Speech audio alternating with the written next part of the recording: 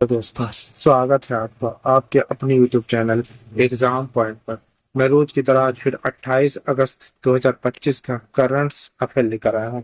आज 28 अगस्त के जितने भी इम्पोर्टेंट क्वेश्चन बनते हैं उन्हें हम डिस्कस करेंगे, उनके इम्पोर्टेंट फैक्ट भी जानेंगे। दोस्तों, आप किसी भी एग्जाम की तैयारी कर रहे हैं तो ये वीडियो आपके लिए मोस्टफुल रहने वाला है। इस वीडियो की पीडीएफ डाउनलोड करने के लिए आप हमारे टेलीग्राम चैनल एग्जाम पॉइंट पर जा सकते हैं। आइए शुरू करते हैं। पहले नंबर का क्वेश्चन देख लेते हैं। पहला क्वेश्चन देख लेते हैं। प्रधानमंत्री नरेंद्र मोदी ने किस स्थान पर हरित गतिशीलता ग्रीन मोबिलिटी पहलों का उद्घाटन किया है? सही आंसर बी है, फसलपुर, गुजरात। की पढ़ते हैं। भारत के स्वच्छ ऊर्जा मिशन को बड़ा प्रोत्साहन देते हुए प्रधानमंत्री नरेंद्र मोदी ने गुजरात के फसलपुर में कई हरित गतिशील ग्रीन मोबिलिटी पहलों का उद्घाटन किया है। यह अवसर देश की सतत परिवहन की दिशा में एक अहम पड़ाव साबित हुए। इस कार्यक्रम की सबसे बड़ी विशेषता रही मारुति सुजुकी ई विराट के शुभारंभ। यह भारत में एक निर्मित बैटरी इलेक्ट्रिक ईवी है जिसे 100 से अधिक देशों में निर्यात किया जाएगा। इसके साथ ही घरेलू हाइब्रिड बैटरी इलेक्ट्रॉनिक्स निर्माण की भी शुरुआत की जाएगी। आइए नेक्स्ट क्वेश्चन देख लेते हैं। दूसरा नंबर क्वेश्चन देखते हैं। इनसाइड बैंक के नए एमडी एनसीओ के रूप में 3 साल के कार्यकाल के लिए किसने पदभार ग्रहण किया है? सही आंसर है डी, राजीव आनंद जी ने। की पॉइंट लिख लेते हैं। उनकी नियुक्ति के साथ कार्यकारी समिति और निर्देशक मंडल की निगरानी समिति भंग कर दी गई। ये समितियां पहले नेतृत्व परिवर्तन के दौरान संचालन की देखरेख के लिए गठित की गई। आनंद की नियुक्ति इंडस्ट्राइज बैंक के नेतृत्व ढांचे में एक नया अध्याय का प्रतीक है। इन्हें 3 साल की अवधि के लिए अगस्त 2028 तक नियुक्त किया गया है। आइए तीसरे नंबर क्वेश्चन देखते हैं।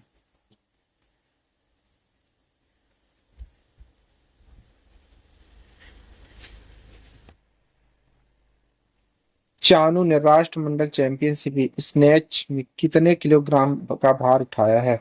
सही आंसर है बी, 84 किलोग्राम का। की पॉइंट चानू ने स्नैच में 84 किलोग्राम और क्लीन एंड जर्क में 109 किलोग्राम भार उठाया है, जिसे सभी श्रेणियों में राष्ट्रमंडल चैंपियनशिप के रिकॉर्ड बने। इस जीत ने उन्हें ग्लासगो 2026 राष्ट्रमंडल खेलों के लिए सीधा क्वालिफिकेशन दिलाया है। यह राष्ट्रमंडल चैंपियनशिप में उनका चौथा स्वर्ण पदक था, जो उनके 2013, 17 और 2019 में जीते गए पिछले स्वर्ण पदक में जुड़ गए। इसी श्रेणी में भारत की सौम्या सुनील दालवी ने 177 किलोग्राम भार उठाकर रजत पदक और नाइजीरिया के रूथ ओबैक्सको ने को 167 किलोग्राम भार उठाकर कांस्य पदक जीत लिया है। आइए चौथे नंबर क्वेश्चन देखते हैं। अहमदाबाद में 30वीं राष्ट्रमंडल भारोत्तोलन चैंपियनशिप का उद्घाटन दिन महिलाओं की 44 केजी 48 केजी वर्ग में भारत का पहला स्वर्ण पदक किसने जीता है? सही आंसर है सी, प्रीति सामिता भोई जी ने। के पॉइंट पे प्रीति सामिता भोई ने महिलाओं की 44 केजी 48 केजी वर्ग में कुल 150 KG 63 KG snake plus 87 KG clean and jerk के भारोत्तोलन के साथ स्वर्ण पदक जीता। धर्म ज्योति देवघरिया ने पुरुष के 56 केजी 60 केजी वर्ग में 224 KG 97 KG snatch 127 KG clean and jerk के भारोत्तोलन के साथ भारत दूसरा स्वर्ण पदक हासिल किया। इस आयोजन ने चैंपियनशिप के 30वें संस्करण में भारत के लिए एक मजबूत शुरुआत को चिन्हित किया। यह टूर्नामेंट अहमदाबाद, गुजरात में आयोजित किया जा रहा है। आइए 5वें नंबर का क्वेश्चन देखते हैं।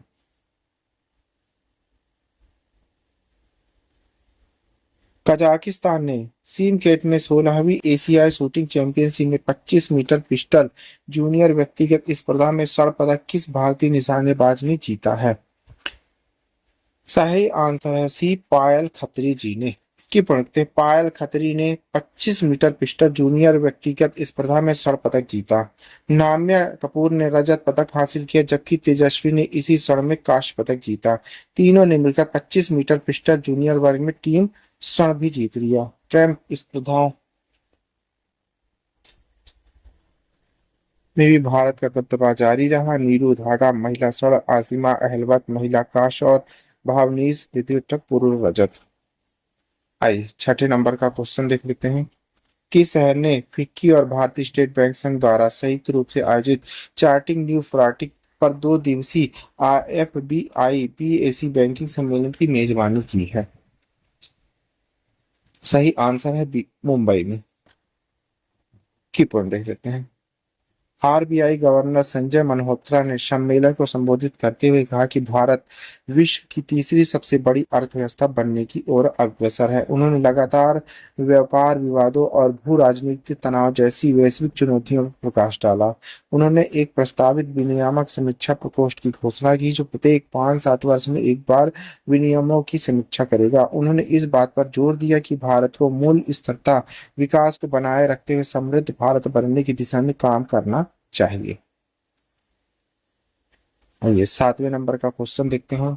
नवीन और नवीनीकरणीय ऊर्जा मंत्रालय एडा ने के साथ एक प्रदर्शन आधारित समझौता ज्ञापन पर हस्ताक्षर किए गए जिसमें वित्त वर्ष 2025-26 के लिए परिचालन से राजस्व का क्या लक्ष्य निर्धारित किया गया है?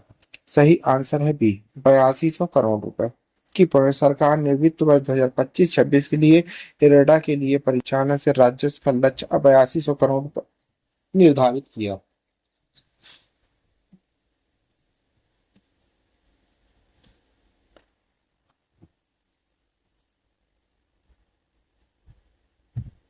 समझौता ज्ञापन में निम्बल संपत्ति पर रिटर्न, नियोजित पूंजी पर रिटर्न, पूर्व ऋणों पर एनपीए, परिसंपत्ति कारोबार अनुपात, ईटीबी जैसे प्रदर्शन पैरामीटर शामिल हैं। इरेडा ने वित्त वर्ष 2024-25 में अपने राज्यों से लक्ष्य को पार कर दिया तथा 5957 करोड़ के लक्ष्य के मुकाबले 6743.32 करोड़ प्राप्त किया है। आइए आगे बढ़ते हैं। 8वें नंबर का क्वेश्चन देख लेते हैं।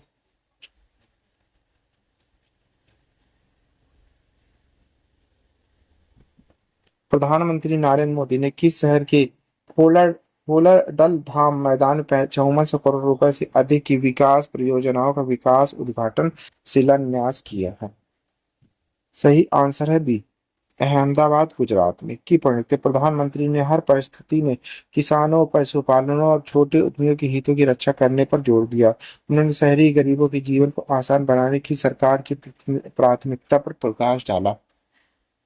उन्होंने आत्मनिर्भर भारत के माध्यम से 2047 तक भारत को एक विकसित राष्ट्र बनाने के दृष्टिकोण दोहराए। इन परियोजनाओं में शहरी विकास, ऊर्जा, सड़क और रेलवे शामिल किए गए हैं। आइए 9वें नंबर क्वेश्चन। सरदार वल्लभ भाई पटेल बिरसा मुंडा की 150वीं जयंती और अटल बिहारी वाजपेयी की जन्म शताब्दी समारोह के लिए गठित उच्च स्तरीय समितियों की अध्यक्षता कौन करेगा? सही आंसर है सी, प्रधानमंत्री नरेंद्र मोदी।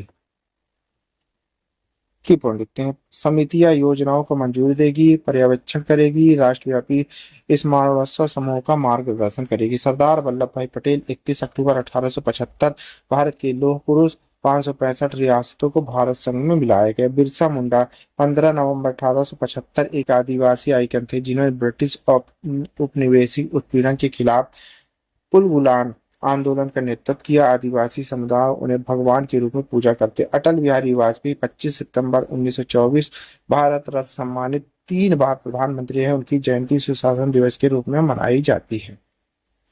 आइए 10वें नंबर का क्वेश्चन देख लेते हैं। रेल मंत्रालय के अनुसार फ्लाई ऐश उपयोग और परिवहन पर राष्ट्रीय सम्मेलन में बताया गया कि 2024-25 के दौरान भारत में कितनी फ्लाई ऐश उत्पन्न हुई है? सही आंसर है सी, 340 मिलियन टन। की पॉइंट लिखते हैं। भारत में 2024-25 में 340 मिलियन टन से अधिक फ्लाई ऐश उत्पन्न होगी। इसमें 332.63 मिलियन टन का सफलतापूर्वक उपयोग किया गया। फ्लाई ऐश का 32%, सड़क, फ्लाई ओवर निर्माण में 27%, सीमेंट उद्योग में 14%, ईंटों और टाइलों के निर्माण में उपयोग किया गया है। मंत्रालय ने फ्लाई ऐश की ढुलाई के लिए माल ढुलाई रियासत के माध्यम से पर्यावरण अनुकूल किफायती परिवहन को बढ़ावा दिया जाएगा। आइए 11वें नंबर का क्वेश्चन देखते हैं। श्रम एवं रोजगार मंत्रालय के आवधिक श्रम बल सर्वेक्षण PLFF 2023-24 के अनुसार महिला कार्यबल भागीदारी दर WPR कितनी रही है? सही आंसर है सी 40.3%। की पहुंचते हैं श्रम एवं रोजगार मंत्रालय के आवधिक श्रम बल सर्वेक्षण PLF 2023-24 के अनुसार महिला कार्यबल भागीदारी दर WPR 22% 2017-18 से लगभग दोगुनी होकर 40.3% 2023-24 हो गई है। बेरोजगारी दर 5.60 से घटकर 3.2 हो गई। ग्रामीण महिला रोजगार में 96% की वृद्धि हुई, जबकि शहरी महिला रोजगार में 43% की वृद्धि हुई। महिलाओं की रोजगार क्षमता 47.63 2024 बनाम 42% 2013। स्नातकोत्तर उच्चतम रोजगार दर 34.5 से बढ़कर 40% 2017-18 2023 से 24 हो गई। भारत कौशल रिपोर्ट 2025 वैश्विक स्तर पर 55% स्नातक रोजगार पिछले वर्ष 51.2% बनाम। आइए 12वें नंबर क्वेश्चन देखते हैं।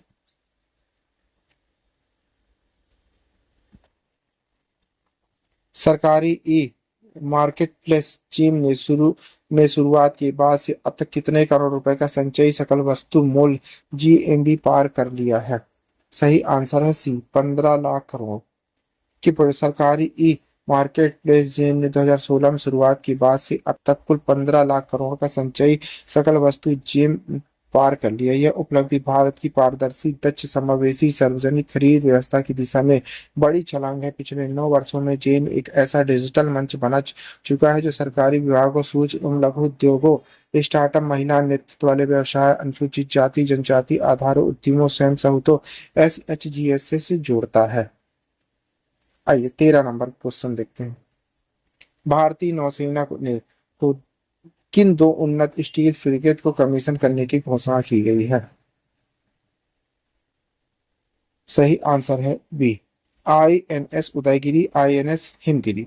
की पढ़ते भारत की समुद्री रक्षा क्षमता को नई शक्ति देने की दिशा में भारतीय नौसेना 26 अगस्त 2025 को विशाखापट्टनम नौसैनिक अड्डे पर प्रोजेक्ट 17 A की 2 उन्नत स्टील फ्रिगेट्स INS उदयगिरी और INS हिमगिरी को कमीशन करने जा रही है। रक्षा मंत्री राजनाथ सिंह की उपस्थिति में होने वाला यह अनोखा डुअल कमीशनिंग पहली बार होगा जब अलग अलग भारतीय शिपयार्ड में निर्मित 2 बड़ी सतही युद्धपोत एक नौसेना में शामिल हो जाएंगे। आइए 14 नंबर क्वेश्चन देखते हैं। भारत और विश्व खाद्य कार्यक्रम WFP ने किस विषय पर एक उद्देश्य पत्र LOL पर हस्ताक्षर किए हैं? सही आंसर है बी पोषक तत्वों का युक्त चावल उपलब्ध कराने का। की पढ़ते भारत और विश्व खाद्य कार्यक्रम WFP ने 25 अगस्त 2025 को एक उद्देश्य पत्र LOI पर हस्ताक्षर किए, जिसके तहत भारत संकटग्रस्त क्षेत्रों में पोषक तत्वों से युक्त चावल उपलब्ध कराया गया है। दोनों देशों के बीच चल रहे सहयोग के एक महत्वपूर्ण पड़ाव मानवीय आपात स्थितियों की सुरक्षित आबादी के लिए खाद्य सुरक्षा की वैश्विक साझेदार के रूप में भारत की भूमिका को पुनः स्थापित करता है। आइए लास्ट क्वेश्चन देख लेते हैं 15 नंबर। श्रीनगर की किस झील पर खेलो इंडिया वाटर स्पोर्ट फेस्टिवल का आयोजन किया गया है? सही आंसर है बी डल झील। की पढ़ते श्रीनगर की ऐतिहासिक डल झील 21 से 23 अगस्त को आयोजित खेलो India water sport festival KIWS 25 में भारत के जल क्रीड़ा परिपथ में एक नया अध्याय जोड़ा का काइकिंग, कैनोइंग, रोइंग की यह देश की पहली राष्ट्रीय स्तरीय खुली आयु वर्ग की प्रतियोगिता रही, जिसने केवल पदक विचारक वितरण समिति रहेगा केवल लॉस एंजिल्स ओलंपिक 2028 और अन्य वैश्विक मंचों पर सफलता के सपनों को उड़ान दी है। आइए आपके लिए क्वेश्चन है, इसी क्वेश्चन का आंसर आप लोग को कमेंट्स बॉक्स में देना है। क्वेश्चन देख लेते हैं। कलेजियम ने किन 2 हाई कोर्ट के मुख्य न्यायाधीशों को सुप्रीम कोर्ट में पदोन्नत करने की अनुशंसा की है? आलोक राधे, विलुप्त मनु भाई पंचोली, संजय करोल, SP भट्ट, विक्रमनाथ अभय ओका, राजेश बिंदर और VV नागरत्नन। दोस्तों इस क्वेश्चन का आंसर आप लोग को कमेंट्स बॉक्स में देना है। क्वेश्चन का आंसर आप लोग कमेंट्स बॉक्स में जरूर दीजिएगा, भूलिएगा नहीं। आप पढ़ रहे हैं 27 अगस्त 2025 का डेली करंट अफेयर। दोस्तों आप किसी भी एग्जाम की तैयारी कर रहे हैं तो ये वीडियो आपके लिए मोस्टफुल रहने वाला है। इस वीडियो की PDF डाउनलोड करने के लिए आप हमारे टेलीग्राम चैनल एग्जाम पॉइंट पर जाकर वहां से PDF डाउनलोड कर सकते हैं। Thank you for watching my video. इस वीडियो को ज्यादा से ज्यादा शेयर करें, लाइक करें, कमेंट करें। Thank you.